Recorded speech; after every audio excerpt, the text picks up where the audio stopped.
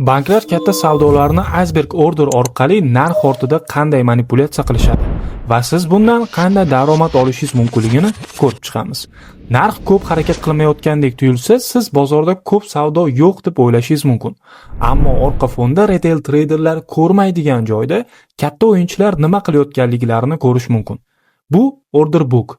U asosan narxdan yuqorida sotish limitlarini, narxdan pastda esa sotib olish limitlaridan iborat.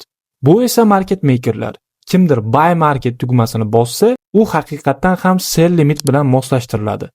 Shu tarzda narx harakat qiladi. Endi tasavvur qiling, siz banksiz va 2000 aksiya sotishingiz kerak. Agar siz ularni bevosita order bookga yo'naltirsangiz, hamma uni ko'radi. Keyin vahimaga tushishadi va sotuvlar ko'paygach, siz hech qachon u aksiyalarni o'sha narxda sota olmaysiz. Shuning uchun siz iceberg ishlatasiz. Masalan, buyurtmalarda faqat 10 aksiya ko'rinadi. Ammo kimdir ularni sotib olganda, ular avtomatik qayta yuklanadi. Kimdir yana 10 aksiya oladi. Ular yana paydo bo'ladi va shu tarzda davom etadi. Shunday qilib bu 10 aksiya asl sotmoqchi bo'lgan buyurtmaning faqat kichik qismi hisoblanadi. Haqiqiy muz tog'i kabi buyurtmalarning faqat uchi ko'rinadi. Qolgan qismi esa suv ostida yashirinadi. Qarabsizki, barcha xaridorlar shu joyda tozalanadi va ular tushunganida sotish to'xtatiladi. Natijada narx tushishi mumkin. Shu paytda bank yoki hedge fondlar foyda ko'radi. Retail treyderlar oddiy shamlar bilan nima bo'layotganini hech qachon tushuna olishmaydi. Ammo siz Dipchart sayti orqali iceberg indikatorni qo'ysangiz,